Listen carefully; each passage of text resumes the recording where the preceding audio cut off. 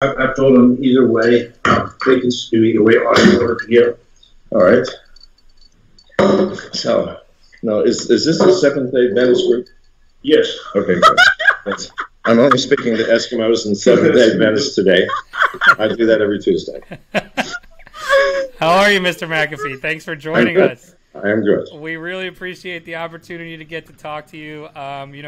We've been doing this podcast for a little bit now. We like to have fun, so we're all about that. And we figured, what more fun personality in crypto than Mr. John McAfee? So we really appreciate the opportunity to get to talk to you today. It's a roll of the dice with me. I mean, sometimes it's fun, sometimes it's painful. So I don't know what to do. That's awesome. We're looking forward to it either way. Definitely. So, I've heard a couple interviews and stuff. Obviously, you're one of the most influential guys out there in crypto right now. So, but I've never heard the story of how you very first got into cryptocurrency. Obviously, you're a huge proponent of it, and you're raising the flag everywhere. But how did you first get started? Well, I was drugged, kicking and screaming into it in 2014 by my friends who were into crypto. In fact, one of my best friends, a guy named Jim Zaromsky, when he said he was mining, I didn't even understand what he was talking about. Good God, what, you're digging for gold or silver? So, but my friend said, you have to read this paper and you have to get into it. So as soon as I read Satoshi's paper, I saw the wisdom and I saw the absolute necessity of it and the fact that it's not going to go away. I mean, he opened Pandora's box. You're not going to stuff everything back in there no matter what. Not governments, not banks, not institutions. The world's simply going to have to get used to cryptocurrency. It's here to stay. Absolutely. And I think that's more and more people are starting to see that, hopefully, and with your help and getting it out there, we can keep that going. So we did want to ask you, how are you feeling? We saw that a couple weeks ago you were in the hospital with a, I guess, unfortunate incident. We wanted to ask you how you're feeling and if you could tell us anything about that whole situation. Well, I'm feeling great. I mean, my body is fairly resilient and I recover fast. It was touch and go. You look great. Pardon? You look very healthy. You look great. Thank you. But no, I can't talk about it for obvious security reasons, but right. Maybe someday. Sure, no problem. Maybe, go ahead. Pardon? No, go ahead. Maybe in my memoirs. Oh, there we go. Definitely. I want a signed copy of those, please. So we were actually just talking off air also about, we had seen some stories about you saying, hey, if you were going to run again for president, you'd run for, the possibly independent, possibly libertarian. What would be, your kind of campaign? What would be your stance? What would be the first thing you would even do if you were to ever become president? Well, number one, I don't want to be president, and becoming president would be an impossibility. When I ran the first time in 2016 on the Libertarian banner, I came close to getting the Libertarian nomination. I was beaten out by Governor Johnson by just a small percentage. Mm-hmm. But even then, I did not want to be president. What I want is the platform. Even if I run under the Libertarian banner and even do not get the nomination, although I'm positive I will this time, simply because of my support group within the Libertarian Party. But even if I did not get the nomination, I still have 10 months of campaigning where I'm on the national stage. Absolutely. So I get to debate the other Libertarian Party people on the national stage, and I get to get my ideas out there. And let me tell you something. It's not the president that changes America. It's the process of creating a president. It's a process of choosing a president. Because in that long process of people hammering everybody else, what's wrong with this? What's wrong with that? What's my solution to this? What's my solution to that? In that process, we get a greater depth of understanding of our situation and what's possible and what's not possible. So, no, that's what I want. And I want to talk about crypto and how it's going to change the world for the better or for the worse, depending upon how we utilize it and how we apply it. Because I think that's the most important question and the most important issue facing the world today, not just America, but everybody in the world. We have an opportunity which so far we have misapplied to a horrible degree, taking what could be useful features and functions of blockchain technology and instead saying, oh, this token is going to rise in value, so I'm going to buy it and hold it. Well, what sense is that? But seriously, it's like someone invented the automobile, but nobody's driving it because there are so few of them and they're appreciating in value. So what's the point? So we horribly misapplied it to this point. It's simply a means of making money, which is nothing more than the system that we currently have.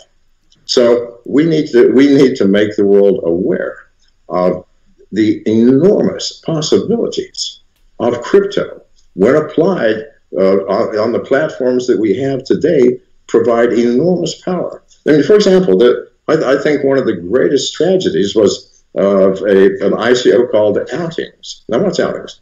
It was a token and an application that, let's say you wanted to go out for a weekend with your family. And let's say you like street mimes or street musicians or any kind of street display by artists. Well, if you live in a large city like Los Angeles, there are always tons, but where are they? You know, the chance of randomly coming across one is very slim. But with Outings, everybody who has the app, they'll go by, oh, there's a street musician here playing saxophone. So you put into your Outings. And you might say, it's in Los Angeles if you like the address. It's in a certain sector. If you like the address of where it is, it'll be 10 Outings or whatever you wanted to charge for that. Or let's say you're in a bar and Tom Cruise is there. And so for those people who want to see celebrities in the flesh, you go, hey, I'm in a bar with Tom Cruise. If you want the name of the bar and location, that'll be 100 Outings. So what a great idea. Absolutely. Because what it does is it simplifies and enhances and removes the time element of entertainment. Good Lord, what else is there in life other than work and entertainment? No matter how you want to define entertainment. So, but what happened? No, people were, saying, "Oh, what's the coin worth? It's going up, it's going down." To hell with that. Use the freaking app. Use the coins. Sure. So this is what crypto could be or should be, and it's just being misapplied. Now, it will not be misapplied forever. There are shining stars that shine where they are actually being applied. In the healthcare field, Docademic is one of those. I mean, it's throughout Latin America. And people are actually using it, and they have live doctors for free, at least for the first couple of visits. You push a button, and a doctor appears, and you say, "Doctor, this thing on my arm, I don't know what it is." And they said, "Well, show me." So you put the phone, and the doctor says, "Oh, that's just a common skin rash. You need to get whatever, a Neosporin, and put on, you'll be fine." Or he'll go, "I don't know, that looks very dangerous. You need to have that checked out somewhere." Today, they're releasing an equivalent application. With psychological help. Now, that's interesting. Psychological help? Well, yes. Veterans, for example, from foreign wars are committing suicide at the rate of 20 per day. Wow. And everybody reaches that point where you're about to give up, right? So have free psychological help. Now, how do the psychologists get paid? Well, if you give free help and it's useful and it helps somebody, you can say, well, why don't we can do this regularly for a small amount because it's done over the net, phone to phone. So this is being used, but that's rare. It's very rare to find a token like Docademic. Usually it's something like, Bitcoin or Ethereum, which we're just holding, hoping the price is going to go up. So how do you spread that message better? Because I think you make a really good point there because, everybody, especially back in November when everything was going to 20,000 and all that stuff, and people were seeing this as, a really kind of almost like a get rich quick, hey, this is the next internet boom. So how can we go about, in your mind, spreading that message better? Because I think it's really important to think of it that way and not just, hey, this will make me rich. Well, I'm doing that right now on your show, am I not? Because you are going to turn around and broadcast this to lots of people in any way that we can. I mean, just talking about it helps. Showing people the ridiculous. I'm not saying don't make money. I'm not saying don't invest in Bitcoin. That's fine. But please God, don't make it every single token and every single coin. Don't look at it as a means of getting rich. Look at it as a means of changing your life for the better. Right. If we can just get to that point, I think I heard you talking about outings on another podcast earlier this year, and I remember thinking that it was just such a great idea. I would love to have access to an app like that, and it sucks that it's. But in order to do it, people have got to stop hoarding the tokens and start using the app, right? Absolutely. This is the problem.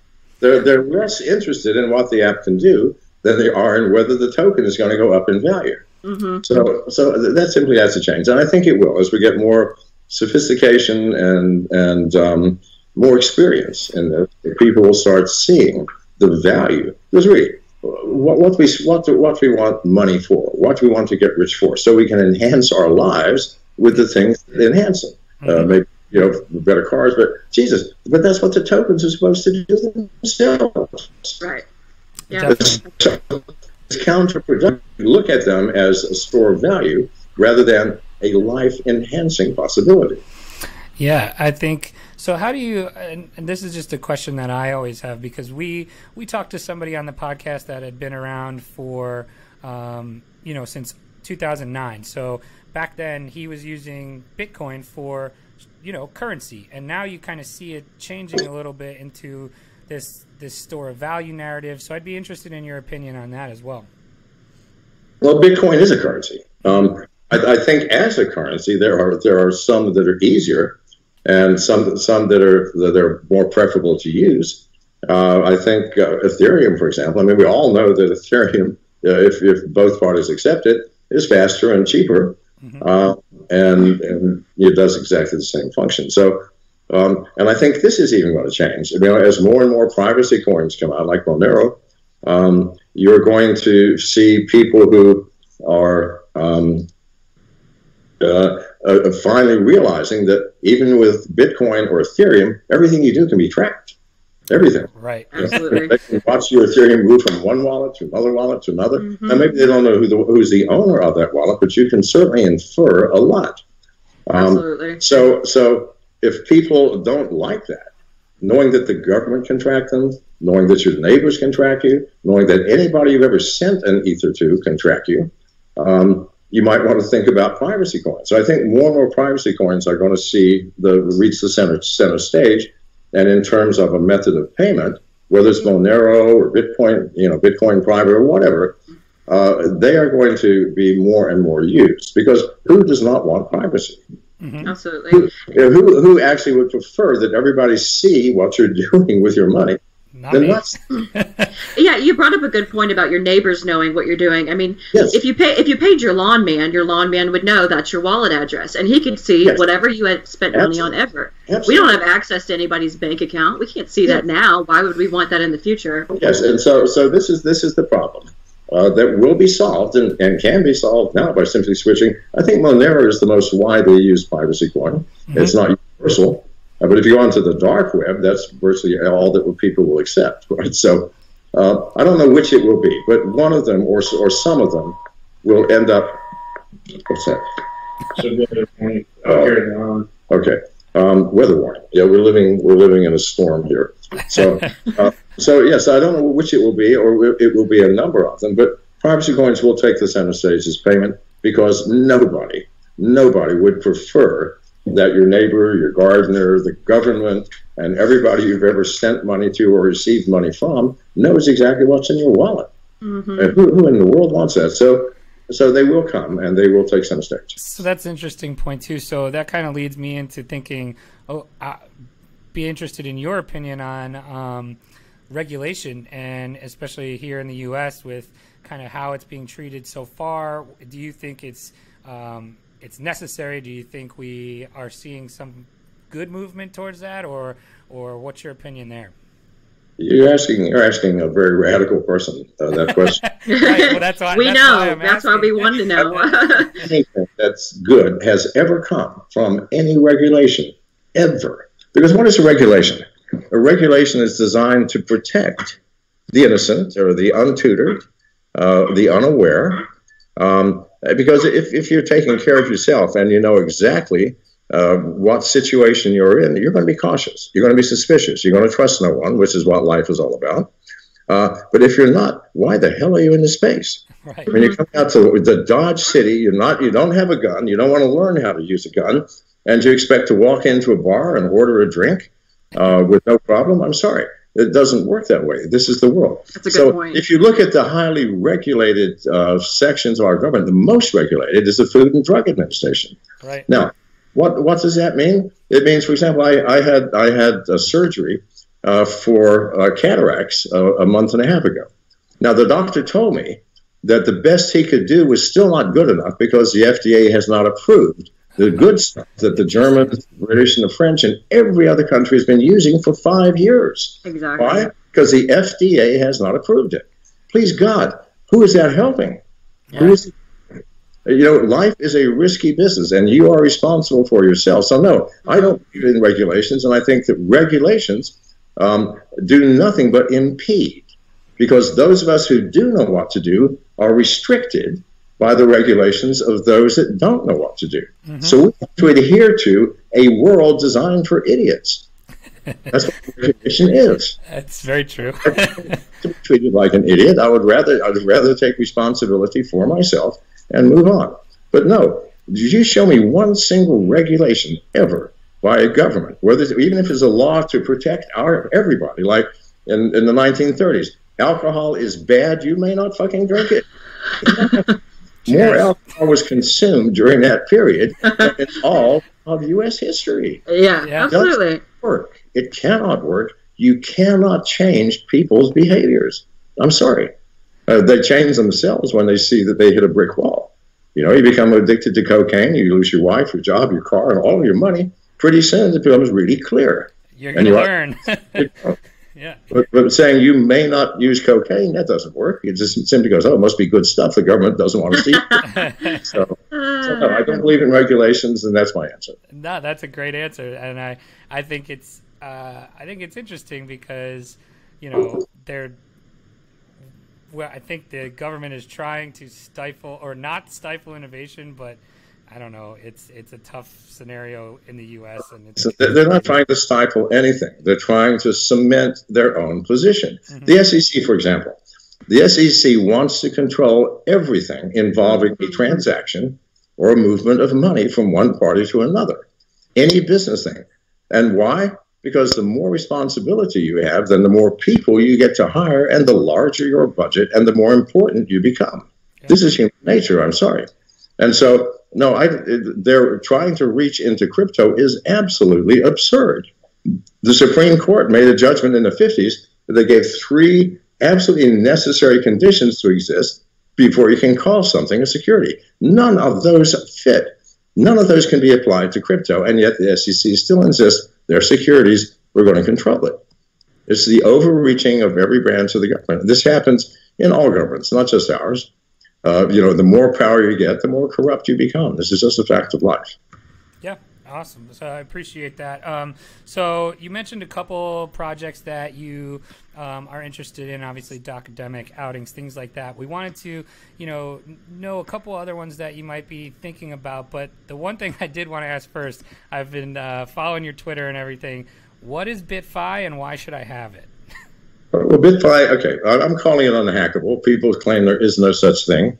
And under the old paradigm of thinking, where you have a processor and applications that protect you, they're absolutely correct. Anything with an app or memory can be hacked. But this device has no memory and it has no applications. It is a hardware device that simply takes a phrase that you get to choose in your head and converts that phrase on the fly into your seed keys, creates a wallet on the fly, does what you want, like send or receive, terminates the wallet, and everything goes back into your head. Really, your head becomes the wallet. Your brain becomes the wallet.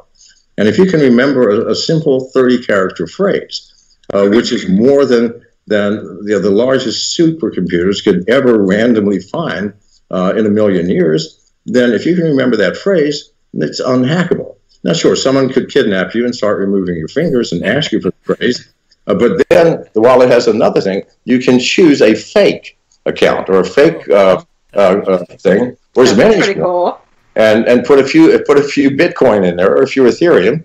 If you have lots of money, then put a small amount in there. So then they think they got here's my key, and you give it to them, and they say, "Oh my God, it's only $5,000. Why did we kidnap this guy?"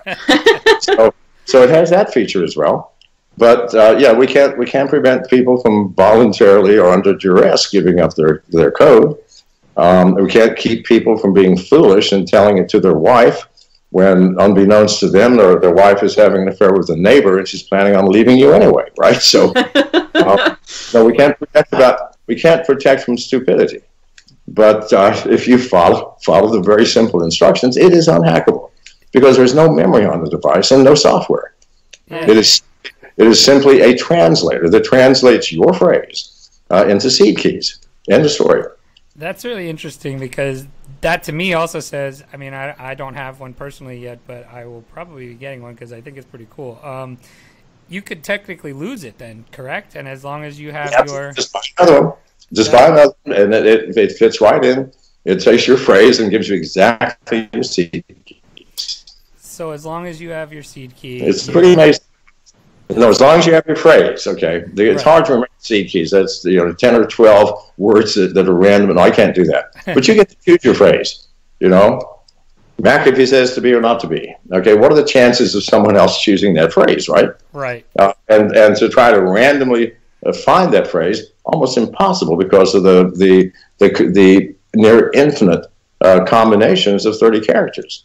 Yeah. Not just the numbers, but 30 characters. It's not just 1 through 10, but we have almost 30. Well, plus the numbers, almost 40 characters per unit in that 30 character string.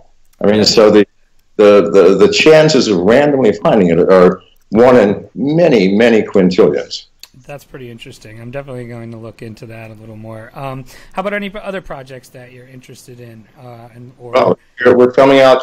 We've made 2 attempts abortive to release our McAfee market cap. It's the first absolutely real time where with every transaction you'll see the numbers changing. First real time market cap program with features you couldn't believe. It's got once you become a member and once you log in. Once you've logged in, you have features that you don't normally have just for driving by. You can have chats with other users, group chats, followers like on Twitter. It's a social as well as a crypto product. So the problem is that the 2 times that I've released it, the number of followers that I have that go there are many thousands per second. Right. And I've brought down our servers both times. So with this 3rd time, probably in the next 24 hours, we've upgraded our cloud service to an unlimited, allegedly, of transactions, and we'll see how that goes. But yeah, I think you will love it. That's awesome. That's pretty cool. I do have to ask you a question. So, with this blockchain, I've been a part of a couple like blockchain collectibles projects, and I've been interested in that as far as how blockchain can prove ownership and maybe change something like digital art and things like that. Yes, what's your opinion on something like that? Well, I'm coming out with the McAfee Redemption Unit myself, which is a mix between fiat and crypto. It's artwork. It's each bill, and it's the size of a dollar bill, with incredible artwork. I think I've seen that on Twitter. Yes. Yeah. I'm having it done in Mexico, simply because I couldn't get a U.S. monetary printer to accept my business. Right. So, that's awesome. And in Mexico, regulation. and so we're a month and a half late, but I think it's on the way now. So I'm doing that, and each bill is a collectible item, and yet you can turn them in for tokens, which then can be traded on an exchange. And speaking of exchanges, I'm coming out with the McAfee exchange in a month, and hopefully it's going to be unlike any other exchange because the exchanges are the gods of this industry, and they become egotistical and arrogant and corrupt overnight. Why? Because you've got billions of dollars in deposits, and they're in your account. Well, you can do what you want with them. You can lend them out. You can, wait until the price right. You can do anything you want. And then you've got exchanges like HitBTC. First of all, who are they? Where are they? You don't know. You can't find what country they're in, an address. You can't find an owner, a director, nothing. All you get is odd tech support messages through email, which are untraceable, with probably bogus names, and yet they have billions of dollars worth of crypto. Now, the letters that we've gotten from my user base are horrendous, the way that they treat customers. Waiting for months before they release your funds. What are they doing with it in the meantime? I'm sure they're doing something, making money. So no. So the McAfee exchange it's basically based on a forex exchange, foreign exchange, which is really what this should be in any case. And a company that's been in business for quite a while, and we are hopefully not going to develop that arrogance. So how is that built to work? Which is service to your customers. How is that built to work? Something, say, different than Binance or even like a decentralized exchange like IDEX. Well, okay, we've been running it in test mode with almost $100 million a day with the existing clients of the forex exchange that wanted to do crypto. Number one, we're much faster, and once you become a member, there's no wait time. We turn things around, and you have what you've deposited within minutes rather than days or weeks, with sometimes months with some of these exchanges. And you don't have to jump through hoops to validate yourself like you have to do with some of the exchanges. They want. Oh my God! Pardon? I hate that. I know. You have to go through 32 steps and picture on your forehead and all this crap. Do you have crypto or not? If you have the crypto, send it to us. Right? Okay, end of story. So no, we're not doing that madness because that's insane. That's a sign of arrogance. We will only accept you as a customer if we want to accept you. Well, bullshit. We will accept you as a customer if you've got the money. Okay, you got the crypto, you want to exchange it, you're a customer. Now, you don't have to give us your name, address, and things of that nature, simply because we are obligated to a certain extent to know at least who we're dealing with and what country you're in. But beyond that, that's it.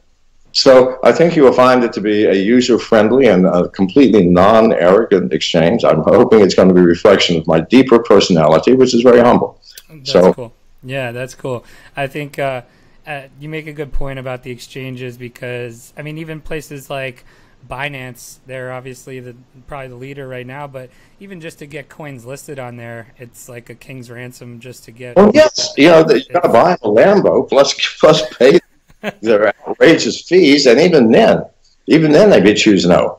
Right. So yeah, it's like and then some of them give the excuse, well, the SEC. Well, the SEC has virtually no power on most of these exchanges. They're overseas, which is a total nonsense reason. So, it's just arrogance, and it's the power that they have. If, in fact, the world were only the world of crypto, then the exchanges would be the equivalent of the robber barons in the medieval ages, right? Totally. Absolutely. I have to backtrack when we were talking about the collectibles and the blockchain, art on blockchain, because I actually have McAfee art on the blockchain. Yes. Have you seen this? And I need to know, have you seen art? Yes. Have you heard of Pepe Dap? No. It's Pepe the frogs.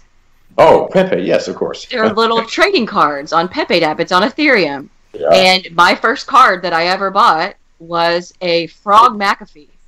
Yes. Really? I've never seen it. Hold on. If you've never seen it's actually a real card? You've never seen it? We got to show him. No, I don't get out much, and people don't tell me. So it's a digital card. It's not a trading card. Well, it's a digital trading card, right? Right. But it's, yes. Can you see my desktop? It says I'm sharing it. Can you see it? I can see me. Yes. I can see. Hold on. Here you go. Ready? Yep. There it is. Frog Wait. McAfee. No way. So that is on Pepe Dap, and that you have. So this was created by a crypto artist, and it's pretty cool. I'll show you really quick. This is bad radio, but there's the whole marketplace here with all these people with all these cards. So they actually made one. They made Did one. they tell how many have been printed? And yes, they yes. do. So yeah. There are. Well, I need to buy some for me. Yes, you can. So there's Elon Musk has one. Dennis Frogman. Yes. There's a Trump. There's a Zuckerberg. There's Kanye West. So hold on. So here you go. There's a Satoshi. There's Roger Ver. Roger Ver. So Roger Ver gets a bad rap. I am sorry. I love Roger Ver. I never understood why Roger had any following at all until last year in Hong Kong. where we keynoted what the conference that should have been held in China, which China banned any talk of crypto at that time. So we moved it on. But he got up on the stage, and good God, that guy is one of the most charismatic people in the world. Yeah. So He really is. Yeah. But in person, I'd rather shoot myself in the foot than have dinner with him. It's not that he's boring, but he's boring. I guess that's it. So, but on stage, oh hell yes! I mean that dude rocks on stage. Well, so it's funny you're talking about other crypto personalities. We wanted to ask you, who throws the best crypto parties? Everybody knows that. Brock Pierce. Good God. I heard your podcast on another one about okay. Brock. Last year in Bucharest, I have never seen anything like it. Okay, so Brock invited me to keynote. It was one of his D10E conferences, and I've done Brock for quite a while. I'm the party animal of them. So he went and took all of the speakers to Dracula's castle. So we all went. And on the way back, he distributed ecstasy to everybody. Had a sound system with speakers in the bus and started playing music, and we all were singing to it. And like when we stopped to get gas, get food, or to take a leak or something, people looked at us like we were aliens because we were just kind of weird. I'm sure a bus full of people were coming off all on ecstasy, and then they went on for 3 or 4 days. During which time Brock had to speak a couple of times. How he does it, I do not have a fucking clue. But no, Brock Pierce, he throws the best party of any man on this planet. That's awesome. Cynthia, we need to figure out how to get some invites to those parties. Please. Speaking of that, I saw you tweet yesterday a story about having a fan come to your house that you... Oh, my God. Oh my God, that was amazing! I was laughing so hard. A total wacko, total wacko. I mean, like he was just telling the most bizarre stories. Everything was a lie, and we finally decided the dude's got to leave now. So I asked him to leave in the morning. He didn't. I asked him to leave at noon. He said I need to take a nap. For an hour after the nap, he said, I've got to pack. It took him an hour to pack. Then he said, I can't find my car keys. So he said, I left him in the kitchen, which is bullshit because he didn't come to the kitchen when he first got here. So I finally had him forcibly evicted. And then he sent me probably 200 texts. Oh, all of God. Very angry, very graphic, calling me whore, pussy, you name it. And it just went on. So finally, just blocked his number. That's crazy. Totally wacko. Totally. Man. Oh my gosh. Well, we want an invite to the party, and we won't be that weird. Well, listen, if you go to Brock's party, there's no such thing as weird. He took us to an underground club in, I think it was the next night. Things after the ecstasy thing sort of fell into just a blend of, I couldn't distinguish one thing from another, but to a club, I think the following night, the likes of which I have never seen. If you've never seen it, it must be crazy. That's very true. I noticed that there were really weird acts going on the stage between beautiful women and muscular men and you name it. So, awesome. So he knows the places to go, not just throwing a party. He knows the places to go. And then other times, like, let me tell you, so he invited me to his place in California, right on the canals. Beautiful place. And I was in town, so I came over. And that day, he had a violinist out on the canal, a professional, playing the sweetest, most heart-rending music you have ever heard. And it was very quiet. And the only drugs I saw there were alcohol and weed. What did I saw anyway? And everyone was just sitting, listening to this music. And literally, I finally went out and stood right by the violinist because the music just attracted me. It drew me in like the sirens of legends. And I was literally crying. Wow. Because a good violinist can rend the heart. Oh, definitely. Absolutely. Any other musician. And so that's the other side of rock. Where it's not wild and crazy, but it's pretty fucking deep. So he's a man of many talents. That's very cool. And a very good friend. Very cool. We often lead each other astray. Aren't those the best friends to have, though? That's exactly. Yeah. All of my best friends are the exact same way. So. Right.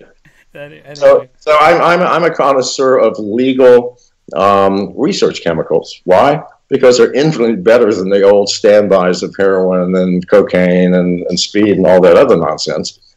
Far more powerful, far more predictable, and a lot more fun. And they're legal, right? I just read a story this morning about a company that Mike Novogratz had invested in that was researching psychedelics for the treatment of depression and anxiety, and it was very interesting, and the research was amazing. Yes. Well, not just that. Here's the thing with research chemicals. Until the FDA gets their hands on it and goes through their years of research, it's legal, right? Because if it's not listed, it's not illegal.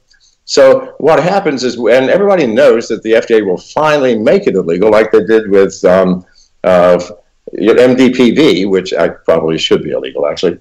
But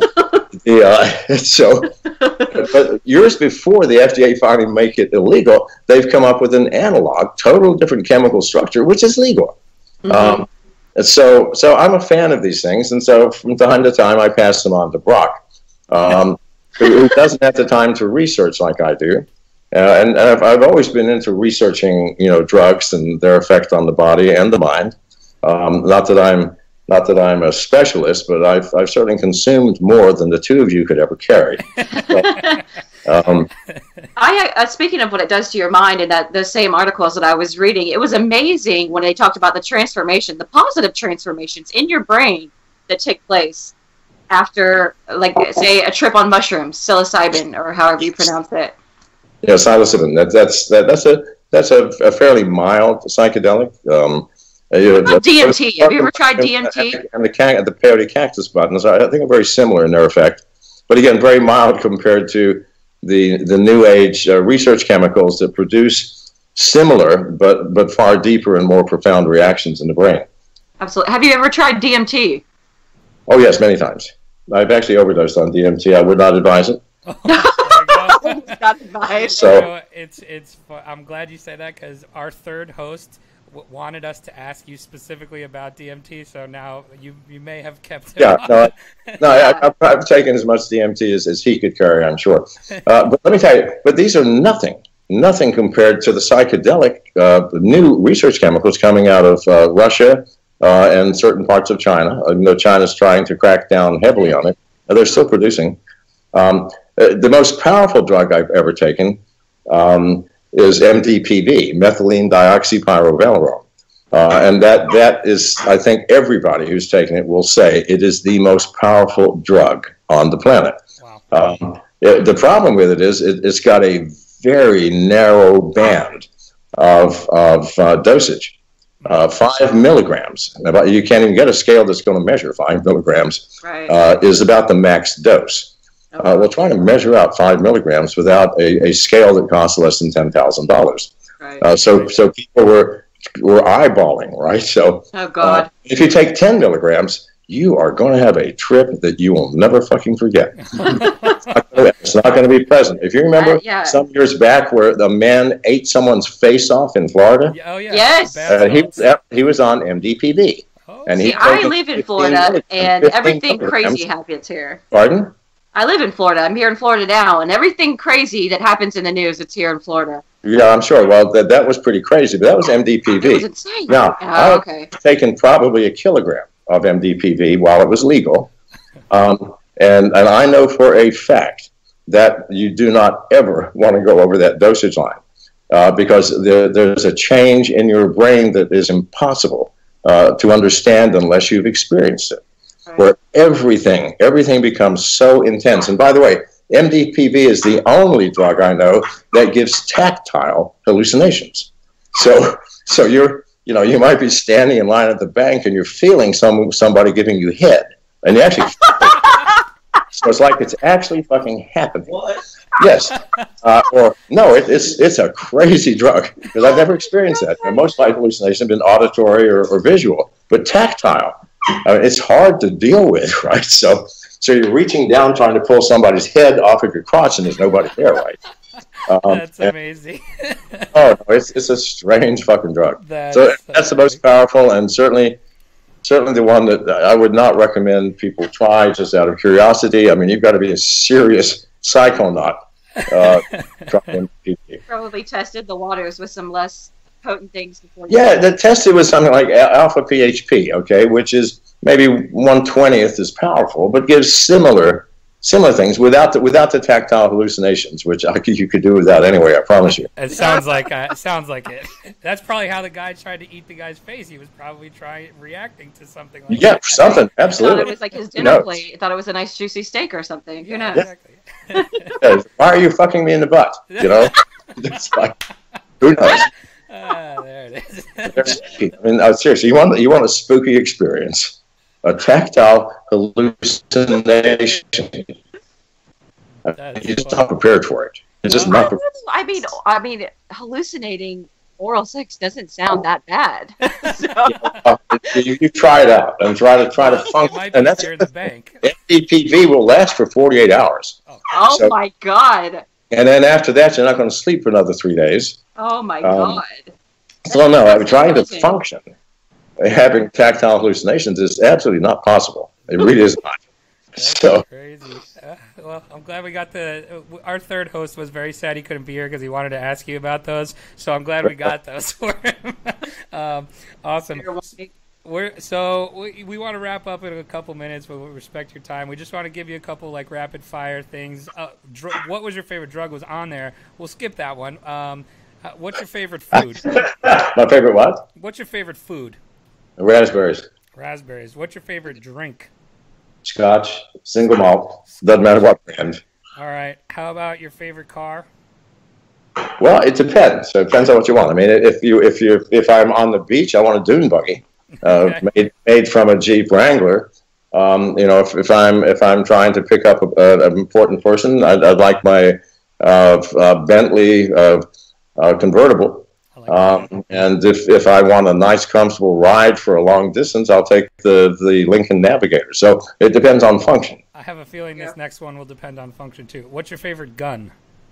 See, that definitely depends on function. Number one, am I inside the house or out? Do I need something that's going to go through a doorway sideways? So I'm not going to have a long shotgun.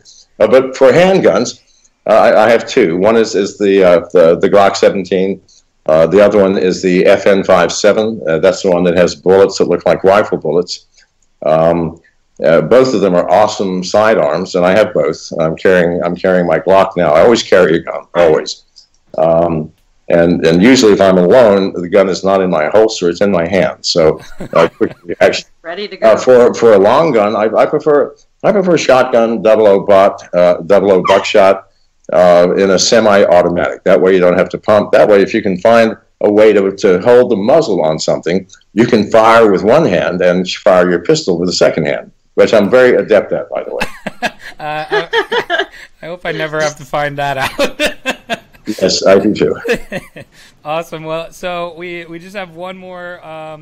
We got to bring it up. I feel like it's something everybody brings up every time they talk to you now. That since you made the bold bet of eating your dick on national television if Bitcoin doesn't hit 1 million by 2020. Yes. So we're not going to ask you, how or what. So you said your favorite drink is Scotch. Yes. What Scotch do you think would pair best with dick? I don't like the Highland Scotches, Balvenie, 14 years or something like that. That's perfect. But listen, eating my dick is not going to happen because by 2020, if you just run some freaking numbers, just the massive rise in the number of businesses accepting Bitcoin and the massive rise in the number of people using it, and the fact that Bitcoin, really, if you take the 4 million that are lost, only has 17 million even after it's all mined out. Well, there are 40 million millionaires. What if every one of them just wanted one Bitcoin? Well, you can't. I'm sorry, not enough to go around. Please God, what numbers? So no, it has to be $1 million by the end of 2020. And if I'm wrong, then mathematics is wrong. Well, we here at REKT Podcast, we believe in that statement, and we wanted to show some solidarity. So myself and our other co-host that's not here, we wanted to tell you that we would be willing to eat half your dick if you are wrong. So, we're listen, if the world of math is in fact wrong, and I do have to, I'm going to sublet that task to a Bangkok prostitute. And make sure that she eats it over a period of 4 or 5 years. So everything will be fine. All right. Perfect. So just in case, we got your back over here at REKT Podcast. So that's all we had. That's all we had, Mr. McAfee. We really appreciate your time. We wanted to. Thanks for coming on with us, Cynthia. You got anything else?